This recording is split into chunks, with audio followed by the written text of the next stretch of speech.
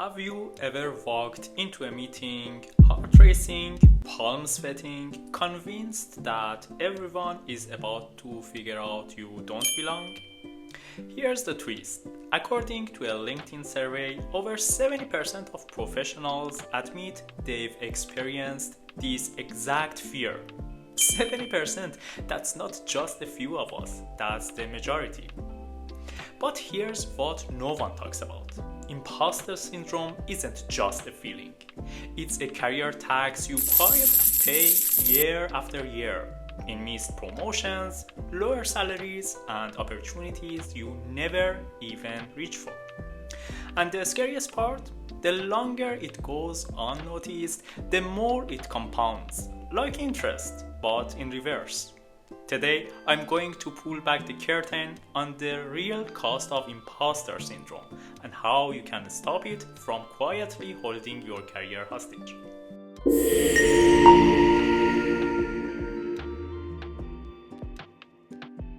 By the way, if it's your first time here, welcome to my channel.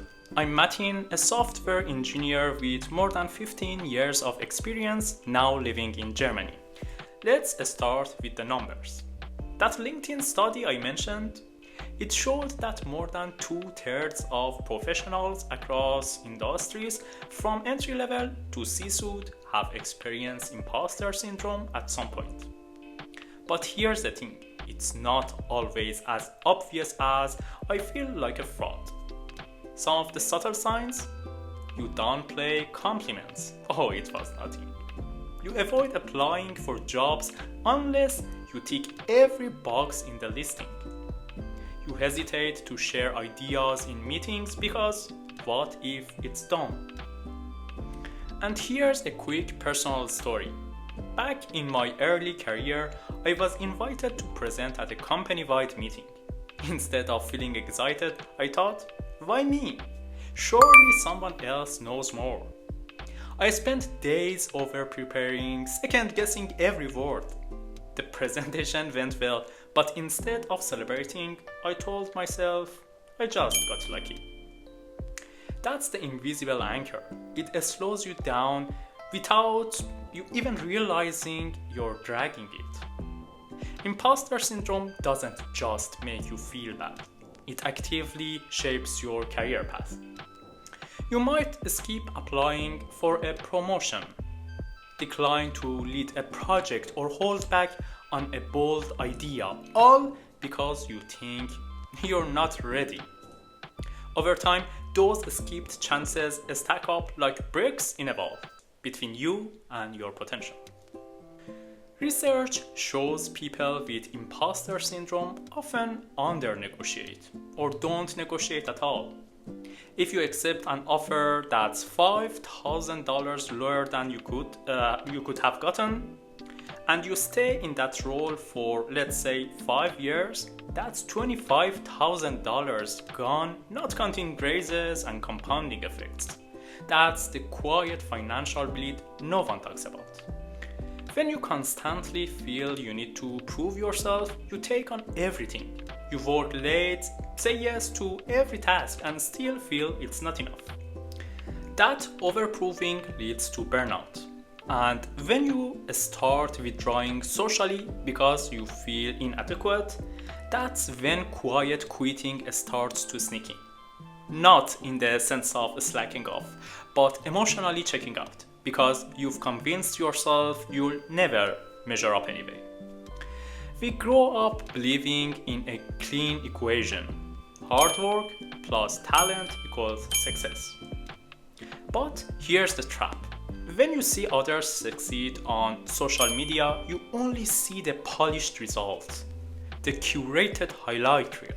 Meanwhile, you compare it to your messy behind the scenes and the gap feels like proof you're an imposter. Then there's the fake it till you make it advice. Sounds empowering, right? But if you're prone to imposter syndrome, faking it doesn't build confidence. It just reinforces the fear that you're pretending.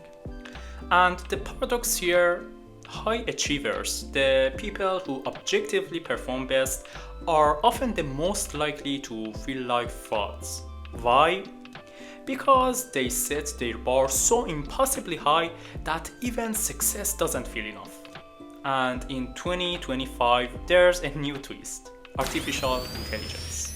I've spoken to software engineers, writers, and designers who now worry if AI can do my job, maybe I wasn't that skilled to begin with. That's imposter syndrome 2.0, comparing yourself not just to people, but to machines. So, how do you break the cycle? First, acknowledge your wins. Create a brag file, literally a folder or document where you save praises, completed projects, metrics, and milestones. When self-doubt kicks in, you've got evidence to counter it. Second, build a peer network. Talk openly with colleagues or join professional groups. You'll be shocked how many confident people you admire are quietly battling the same thoughts. And third, the strategic ask. Practice negotiating, delegating, and asking for opportunities, not just when you feel ready, but as a habit. Remember, readiness is often a result of saying yes, not the prerequisite. Here's the mindset shift: proactive self-compassion. Replace "I'm not good enough" with "I'm learning and growing." It sounds small, but self-talk literally rewires your brain over time. Adopt a challenge-accepted approach. When you feel that discomfort, see it as a sign you're stretching into new territory, not proof you don't belong. And finally, picture your future self, the version of you who stopped letting imposter syndrome dictate your choices. What projects would you take? What salary would you negotiate? And what risks would you finally say yes to? The gap between that future and your present isn't talent, it's belief.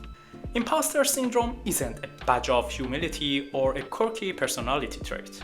It's a silent saboteur, draining your confidence, your bank account for sure, and your career trajectory.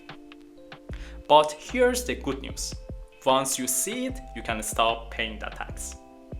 So if this resonated with you, I'd love to hear your story in the comments. And if you want more practical strategies for thriving at work without burning out, hit subscribe, because your career deserves you at full power.